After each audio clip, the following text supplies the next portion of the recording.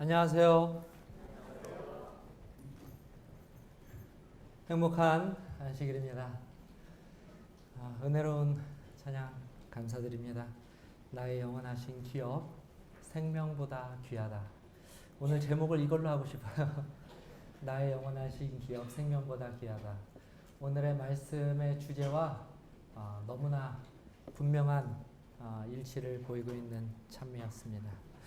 자, 오늘 저는 지난 시간에 우리가 함께 다루었던 누가복음 16장의 전반부에 있었던 아주 독특한 비유, 어떤 제목을 가지고 있었죠? 청직인데 좀 이상한 청직이죠? 어떤 청직이라고요? 정직한, 성실한 청지기가 아니라 불의한 청지기에 대한 비유에 대한 말씀을 살펴보았습니다. 지난 안식일에 또 침례식과 여러 가지 행사들이 함께 겹쳐서 제가 이 말씀의 전반부를 우리 성도님과 함께 나누고 오늘 후반부에 있는 말씀들을 또 함께 나누면서 은혜를 받고자 합니다. 우리 함께 먼저 말씀을 좀 읽어 보도록 하겠습니다. 8절, 16장 8절에 있는 말씀 우리가 함께 읽겠습니다. 16장 8절입니다. 준비되셨나요? 예, 읽겠습니다. 시작.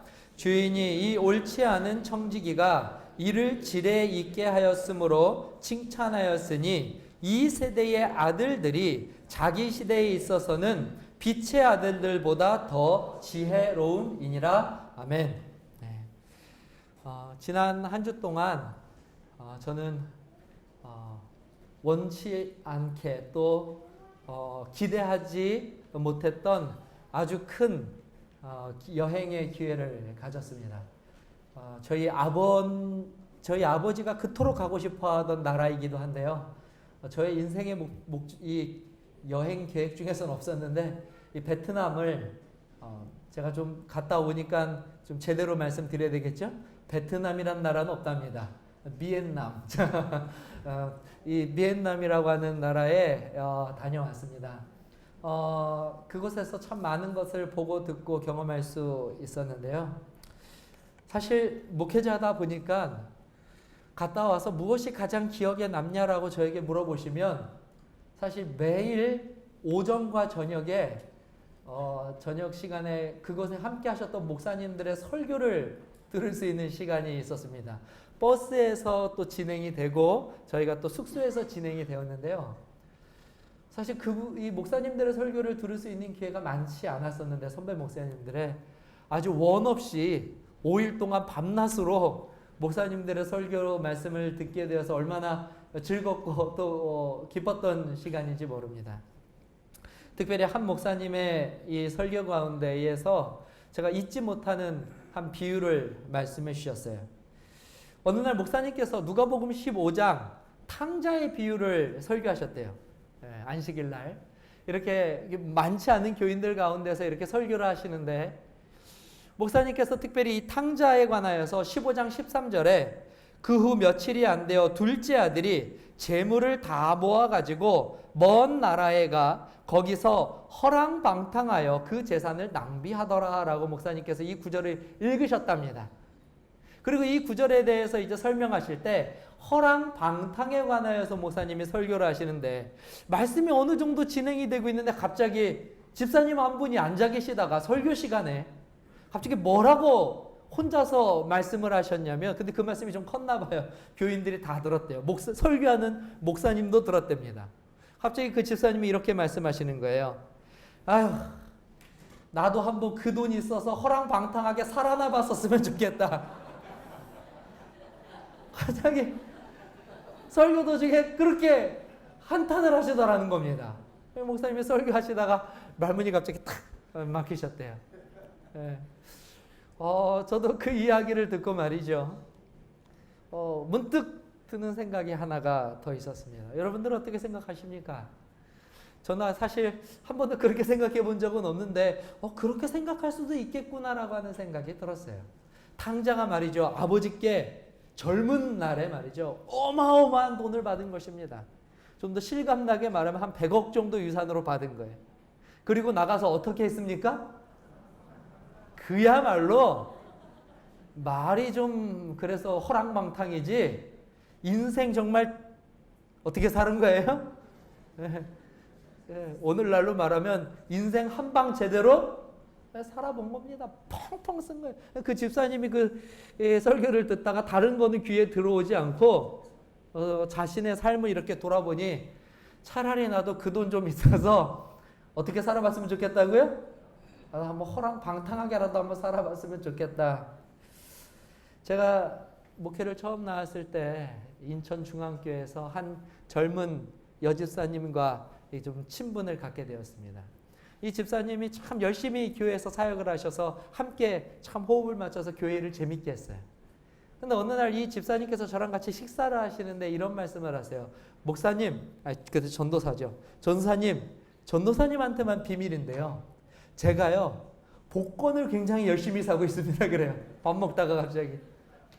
그래서 제가 밥 먹다가, 그러세요. 그래서 좀 맞은 게 있어요. 그랬더니, 아직까지 신통한 건 없대요. 근데 제가 목사님 하나 분명히 약속드리는데, 제가 복권에 당첨되면, 이 당첨 금액의 50%.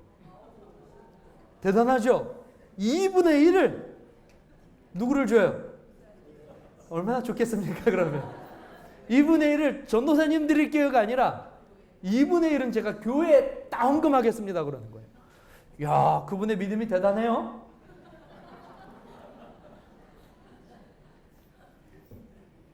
막상 당첨돼 보십시오. 50% 교회에다가 자기는 진짜래요. 딱 당첨되면 뭐 앞뒤 안 가리고 우선 50%는 다 교회에 헌금하겠대요. 그래서 제가 참 그분의 믿음이 대단하다 생각했어요. 참 교회를 사랑하시는구나. 근데 밥을 먹다 보니까 나머지 50%가 궁금해요. 집사님, 그럼 나머지 50%는 뭐 하실 거예요? 라고 질문했더니 그 집사님이, 제가 그 집사님 하신 말씀 그대로 옮기면 이렇게 말할 수 있습니다. 이렇게 구질구질하게 안 살고요. 제가 하고 싶은 거 다 하면서 살 거예요. 50%는 어디 갖다 바치고요? 나머지 50%는요? 허랑방탕하게 살겠다는 겁니다. 하나님께서 복권 당첨 금액의 50%를 받으면은 참 그 믿음을 기뻐하실까요? 나머지 반으로는 인생을 멋지게 사는, 이게 정말 칭찬받을 만한 일인가? 그때 제가 약간 당황했던 기억이 있습니다. 사실 저도 마찬가지입니다. 우리 성도님들, 우리 태닝교회 수준은 어느 정도인지 제가 한번 여쭤보겠습니다. 나도 사실 그때 그 집사님처럼 그 탕자와 같은 기회만 주어진다면 허랑방탕하게 한번 살아봤으면 소원이 없겠다 생각하시는 분 한번 손 한번 들어봐 주시기 바랍니다. 역시 우리 태능교회는 이럴 줄 알았습니다. 네, 감사합니다. 역시 저 외에는 아무도 안 계시군요. 저는 좀 부끄럽지만요. 목사임에도 불구하고 그 목사님의 비유가 그렇게 멀게 느껴지지 않는 것은 저 역시도 가끔 마귀에 홀려서 말이죠. 특별히 이번 베트남 여행 가운데 그랬습니다. 왜 이렇게 쇼핑이 많은지 말이죠. 이번 여행은 하루에 쇼핑을 4번 한 날도 있습니다. 무슨 라텍스, 노니, 신옥기, 쇼핑에 정신이 없어요. 근데 사람이 막 쇼핑을 하기 전에 마음의 결심을 합니다. 절대 저들의 말에 동화되지 않으리라. 근데 막상 들어가면 말이죠. 노니도 사고 싶고, 흰옥기도 사고 싶고, 라텍스도 사고 싶고, 다 사고 싶어요. 가니까 또 명품 가방도 있고, 뭐도 있고, 잔뜩 계속 사래요. 그래서 제가 딱 들어갔는데, 다른 것은 제가 이렇게 관심이 없는데, 가방 하나가 이렇게 딱 눈에 보이더라고요. 가방 하나. 그래서 제가 그 앞에 갔습니다. 처음부터 살 마음은 없었지만 또 막상 앞에 서니까 이게 되게 좀 이게 마음이 흔들리더라고요. 가방을 제가 또 손을 집었어요. 가격이나 한번 보자 그러고 가격을. 참 이 가방이 너무 멋져요. 놨다가 다시 들었다가 머릿속으로 또 계산기도 두드려 봤다가 야, 이거 맞나 아니나 뭐 그 앞에서 말이죠. 뭐 딴 거 볼 거 없으니까요. 계속 가면서 이제 들었다가 놨다가 머릿속으로 이거를 사면 집사람이 어떤 표정을 지을까 말까 고민하다가 내 통장에 잔고가 얼마 있을까 생각을 막 한참 하고 있는데 뭐 저보다는 이렇게 좀 연배가 있으신 목사님이신데 슥 지나다가 뭐 해 그래요 저한테. 그래서 이 가방이 성경 가방으로 쓰면 참 좋을 것 같아요. 그런데 딱 목사님 보시더니 정말 그러네.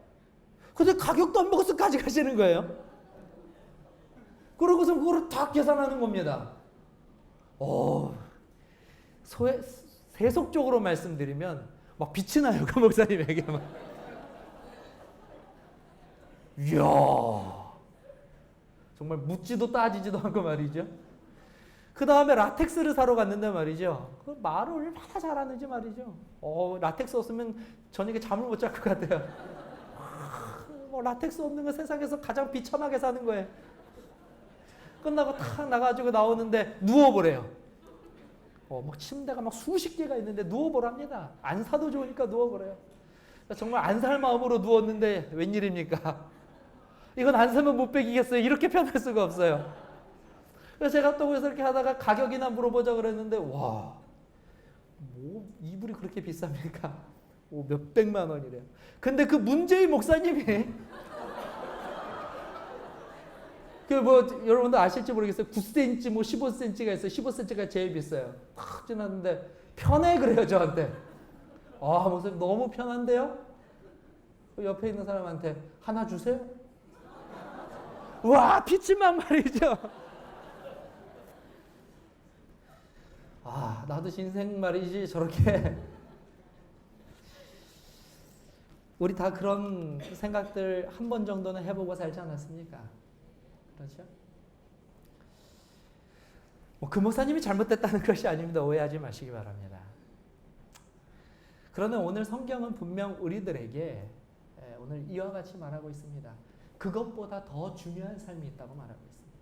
그것보다 더 우선시해야 되는 인생의 목적과 방향이 있다고 말하고 있습니다.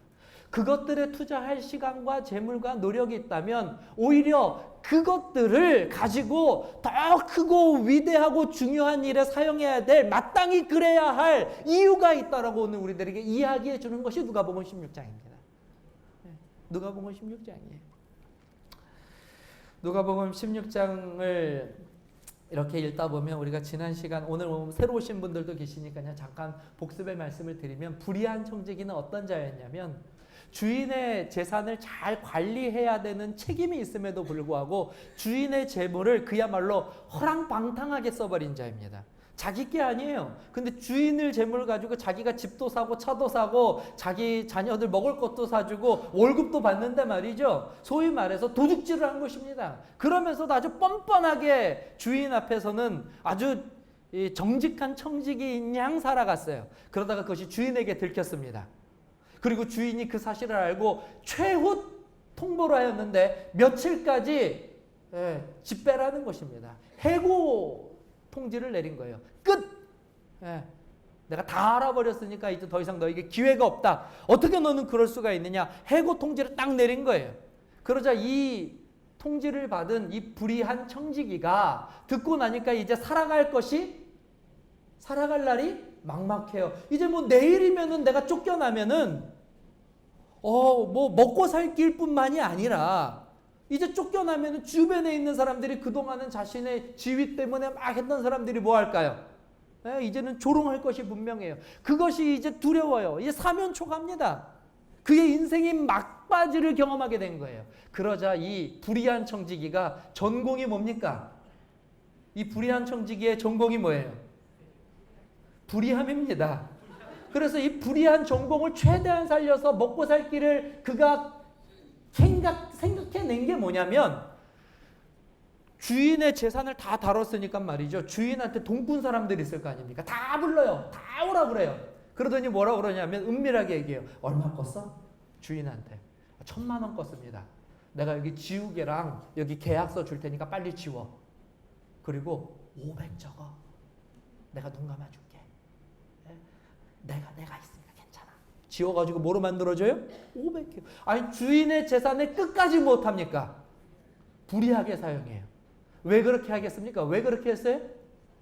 이제 내일 쫓겨나는데 지금 자기가 빨리 선심을 자기가 할 수 있는 능력이라는 건 지금 그것밖에 없어요. 자기가 할 수 있는 최선을 다해서 사람들에게 선심을 베풀고 다음날 쫓겨났을 때 자기에게 은혜를 입은 사람들이 자기를 무엇하지 않을까요? 자기를 모른 척하지 않을 것이고 자기는 그 이후로도 먹고 살 수 있는 방법이 그것밖에 없었습니다. 그래서 그가 할 수 있는 모든 노력을 다 기울여요. 사실 이 불의한 청지기의 내용에서는 받을 교훈은 딱 하나밖에 없습니다. 나머지는 하나도 따라 하시면 안 돼요. 말 그대로 불의한 청지기입니다. 그런데 예수님이 이 불의한 청지기를 칭찬하셨어요. 딱 하나 때문에 칭찬하셨습니다. 뭐 때문에 칭찬하셨다고요? 뭐 때문에요? 미래를 준비하는 그 모습 하나를 딱 칭찬하셨어요. 포기하지 않고 그가 들었고 그 상황 파악을 아주 빠르게 했어요. 분명하게 했습니다. 나머지 것들은 본받을 것이 없지만 상황 판단이 빨랐다는 거예요. 그리고 자기가 해야 할 일을 신속히 했다는 것입니다. 이 이야기를 왜 했냐면 그 이야기를 듣고 있는 자들이 누구였어요? 예수님의 제자들이었습니다. 매일같이 예수님께서는요, 예수님의 지금 임박한 십자가의 십자가의 그 정말 크고 두려운 사건에 대해서 제자들에게 귀에 딱지가 않도록 이제 곧 내가 너희들을 떠날 것이다. 내가 이제 곧 십자가에 달릴 것이다. 믿음을 가지고 그때를 준비해라. 그때를 준비해라.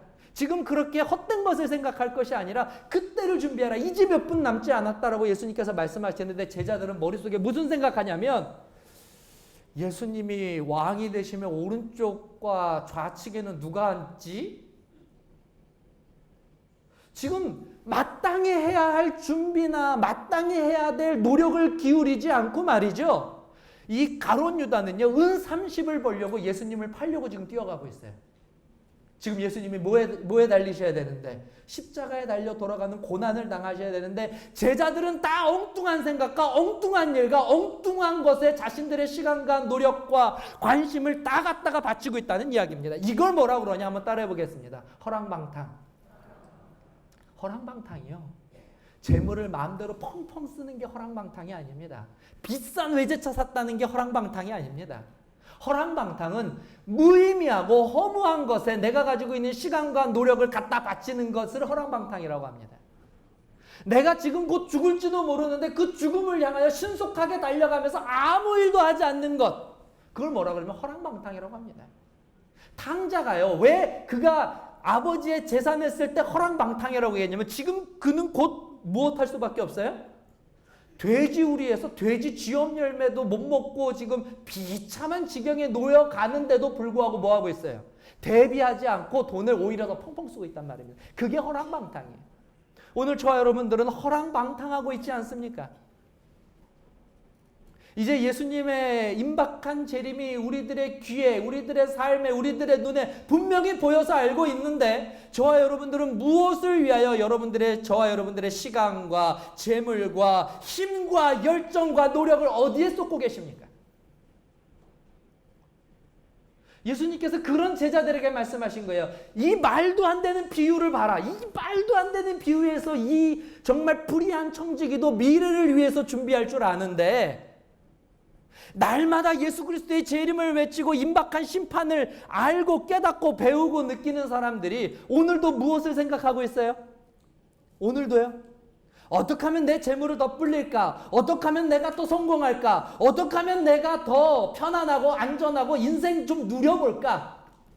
오늘 내가 못 가본 나라가 어디지? 내가 주쳐보면서 말이죠. 이번에 어디 가서 놀까? 뭘 좀 더 먹어볼까? 그렇게 하고 있었다고요. 제자들이. 오늘 이 말씀은요, 바리새인들이나 이방인들에게 하신 말씀이 아니라 제자들에게 하신 말씀이라고 기록되어 있어요. 16장 1절에 제자들에게 말씀하시되. 오늘날 저와 여러분들에게 말씀하시는 내용이기도 합니다. 제가 가끔 이 운전을 하다가요, 저는 운전을 할 때 많은 분들이 오해하시는데 좀 머리가 나빠서 운전할 때 길을 자꾸 잘못 든다고 생각하세요. 이 자리에서 제가 분명히 말씀드리지만 그렇게 나쁘지 않습니다, 제가. 그런데 가끔 제가 길을 가다가 저희 집도 가끔 지나쳐요. 저희 집사람이 옆에서 왜 그냥 지나가? 그러면 제가 저희 집에 갈 때도 여러 번 유턴해서 들어가요, 제가. 왜 그런가 하면 자꾸 딴 생각을 해요. 머릿속에서 뭐 설교도 한 여러 편 써요. 이 차 타고 좀 오래 왔다 갔다 하면 설교가 한 두세 편 써져요, 머릿속에서. 설교도 쓰고 뭐도 하고 이 생각 저 생각 막 하다 보면 그냥 눈뜬 장님입니다. 이렇게 쑥 지나가요. 그러다 보니까 제가 자주 놓치는 게 뭐냐면 기름을 넣어야 할 때를 자꾸 놓쳐요. 그래서 이렇게 오다가 보면은 기름에 불이 딱 들어와서요. 그때서야 제가 기름 안 넣었네. 근데 참 공교롭게도요. 참 희한하죠. 그럴 때면 항상 고속도로 위든지 기름을 넣을 수 없는 상황이에요. 어떻게든 가야 되는 상황이죠. 그러면 제가 어떻게 하는지 아십니까? 제가 아까 말씀드렸죠. 제가 그렇게 머리가 나쁘지 않다고요. 그런 상황이 오면 제 나름대로 최선을 다합니다. 왜요? 불이 들어왔다는 건 이제 곧 뭐가 떨어진다는 신호예요. 무슨 신호입니까? 모르세요? 불이 들어온다는 게? 이제 곧 기름이 떨어진다는 신호죠. 그거를 보고도 제가 그냥 막 밟지 않습니다. 불이 딱 들어오면 머릿속에 계산을 딱 해요. 거리가 어느 정도다. 딱 머릿속에 계산이 서면 제 나름대로의 몇 가지 공식이 있습니다. 첫 번째, 아무리 더워도 에어컨을 끕니다.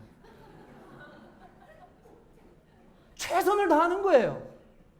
그 목적지까지 가기 위해서는 지금 있는 기름으로 가야 되거든요. 떨어질 게 분명하니까. 그죠? 그래서 에어컨을 끕니다. 땀을 막 바가지로 흘려도 에어컨을 절대 켜지 않아요. 불이 들어오면 목적지까지 가야 되니까. 그 다음엔 어떻게 하는가? 창문을 내리지 않습니다. 어디서 제가 주워 들은 게 있는데요. 창문을 열면은 공기 저항 때문에 기름이 더 많이 단대요. 그래서 한여름에 만약에 이 기름에 불이 들어오면은 아주 정말 곤욕스럽습니다. 하지만 똑똑하니까요, 제가. 지금 내가 어떤 상황에 처해져 있는지 아니까요. 절대 창문 안 엽니다. 뭐 속옷이 다 젖어도 안 엽니다. 창문 닫고요. 에어컨 끄고요. 그 다음으로 중요한 게 무엇이냐면 절대 70km 이상 밟지 않습니다. 뒤에서 빵빵거리고 욕을 하건 상관없습니다. 내 차에 기름이 지금 꺼졌는데 욕 좀 먹으면 어떻습니까? 뭐 100km, 200km 가는 거리도 상관없어요. 전 무조건 70km입니다. 무조건 70km. 내리막에서는요. 엑셀에서 발을 떼고 말이죠. 내리막 속도로 내려갑니다. 굉장히 치밀하죠. 제가 이런 사람입니다. 왜 이렇게 합니까? 왜 이렇게 합니까? 불이 들어왔으니까요. 그렇게 안 하는 게 이상한 거죠. 불이 들어왔는데도 불구하고 갈 길은 먼데 엑셀을 심하게 밟고 에어컨 아주 크게 틀고 창문 열고 달리면 그게 이상한 거 아니겠습니까? 오늘 예수 그리스도의 재림이 임박했다고 우리가 입으로 말마다 이야기하는데 우리는 지금 혹시 인생을 너무나 많이 낭비하는 것은 아닙니까? 헛된 것에 허랑방탕하게 혹시 그런 건 아니냐고요. 혹시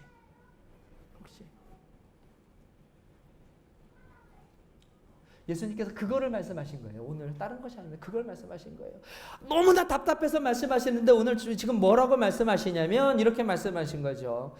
이 세대의 아들들이 자기 시대의 빛의 아들들보다 더 지혜롭다. 칭찬하시는 겁니까? 질책하시는 겁니까? 빛의 아들들이라고 앉아있는데 이 빛의 아들들이 세상 사람들보다도 더 못하게 그렇게 살아가고 있다는 거예요. 하루살이처럼 영원히 살 거라고 입으로는 말하는데 세상 사람들도 하루 벌어 하루 사는 사람들도 내일을 위해서 사는데 말이죠. 세상의 아들들도 그렇게 사는데 빛의 아들들은 하루살이보다 못하게 산다는 거예요. 맨날 머릿속에 생각하는 건 탕자처럼 어떻게 인생 한번 제대로 한번 즐겨볼까 하나님 안에 있음에도 불구하고 말이죠. 그런 악한 생각들을 오늘 이 시간에 다 드러나게 되시기를 주님의 이름으로 축원합니다. 오늘 이 예배를 나갈 때에는 우리의 마음속에 그런 찌꺼기조차도 남지 않게 되기를 간절히 바랍니다. 오늘 우리들에게 있는 시간은 무엇을 위하여 준비된 시간입니까? 무엇을 위해서 준비된 시간이에요? 임박한 예수 그리스도의 재림을 위하여 준비하는 시간으로 바쳐지게 되시기를 바랍니다.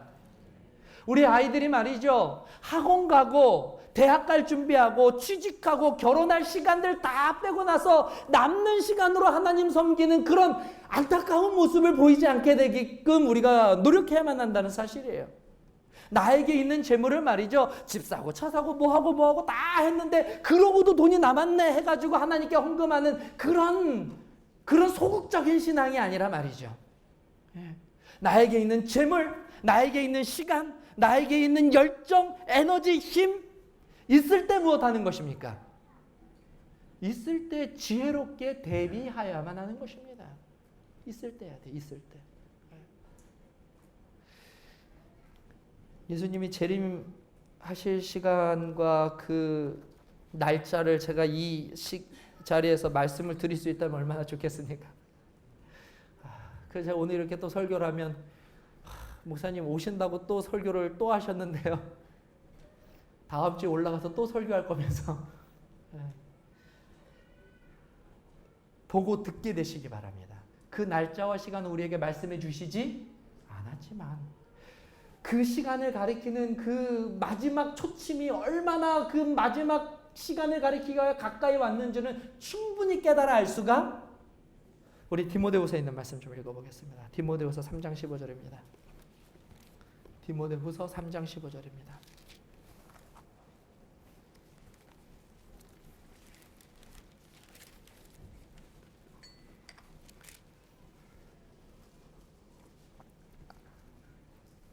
제가 한번 읽어 드릴 테니까요. 예수께서 가까이 오시겠다고 말씀하신 그 약속의 날이 얼마나 가까이 왔는지 한번 느껴보게 되시기를 바랍니다. 디모데후서 3장에 있는 말씀입니다. 1절부터 5절까지 제가 읽겠습니다. 너는 이것을 알라. 말세에 고통하는 때가 이르러. 말세, 즉 마지막 때에 관한 예언입니다. 사람들이 자기를 사랑하며 돈을 사랑하며 자랑하며 교만하며 비방하며 부모를 거역하며 감사하지 아니하며 거룩하지 아니하며 무정하며 원통함을 풀지 아니하며 모함하며 절제하지 못하며 사나우며 선한 것을 좋아하지 아니하며 배신하며 조급하며 자만하며 쾌락을 사랑하기를 하나님 사랑하는 것보다 더하며 경건의 모양은 있으나 경건의 능력은 부인하니 이 같은 자들에게서 내가 돌아서라. 오늘 이 말씀이 오늘날 우리가 살아가고 있는 이 세상을 얼마나 분명하게 요약하여서 보여주고 있습니까? 제가 이번에 베트남 여행에서 가이드하고 조금 다퉜어요. 왜 다퉜냐면 문 밖을 못 나가게 하는 거예요. 네.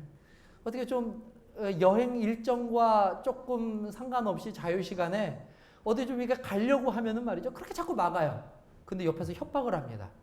목사님이 잘 모르셔서 그러는데 베트남은 엄청 위험한 나라예요.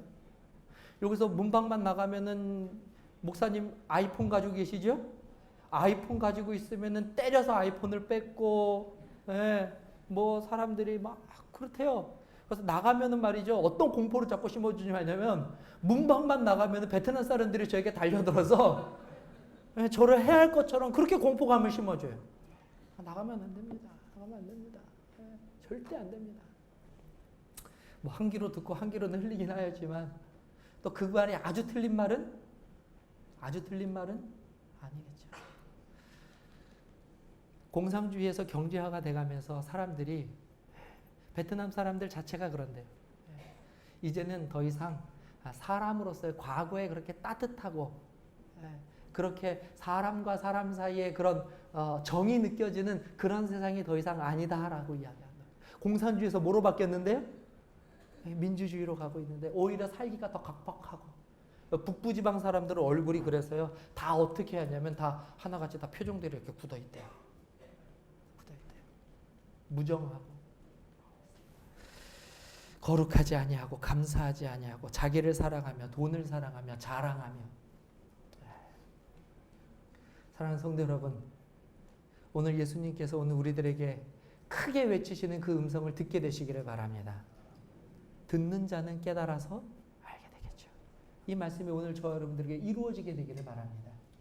그래서 허무한 것, 허랑방탕하게 탕자처럼 모든 것을 낭비하고 그것으로 인하여 후회하는 그런 어리석은 인생이 아니라 우리가 마땅히 가져가야 할 아름다운 보화를 좀도 동록도 도둑도 없는 하늘의 그 보화를 쌓음으로 가장 지혜롭고 의미 있고 가치 있는 그와 같은 인생의 길을 걸어가시는 저와 여러분 되시기를 간절히 바랍니다. 예수님께서 오늘 애타게 저와 여러분들을 그렇게 불러주고 계시는 것입니다. 허랑방탕한 삶에서 우리가 벗어나야만 하는 것입니다. 제가 목회를 처음 나올 때에 합회에서 수첩 하나를 줬어요. 아직까지 가지고 있는 수첩입니다. 근데 그 목사 수첩의 앞에 한문으로 4글자가 써 있어요. 뭐라고 써 있냐면 이렇게 써 있어요. 한번 따라해 보겠습니다. 목양일념. 무슨 뜻일까요? 목사에게 주는 수첩입니다. 수첩 그 제목이 멋있죠? 목양일념입니다. 목사는 무엇만 하라는 거예요? 목회만 생각하고 목회에만 투자하고 목회를 위해서만 달려가고 목회만 생각하라는 것입니다. 허랑방탕한 삶에서 저와 여러분들이 그러므로 구원의 일념으로 돌아서게 되기를 주님의 이름으로 간절히 축원합니다. 구원만 생각하세요. 주님께서 오시는 그날을 위하여 모든 것을 투자하게 되시기를 바랍니다. 그것을 위하여 저와 여러분들이 할 수 있는 오늘의 최선을 다하게 되시기를 주님의 이름으로 간절히 기원합니다.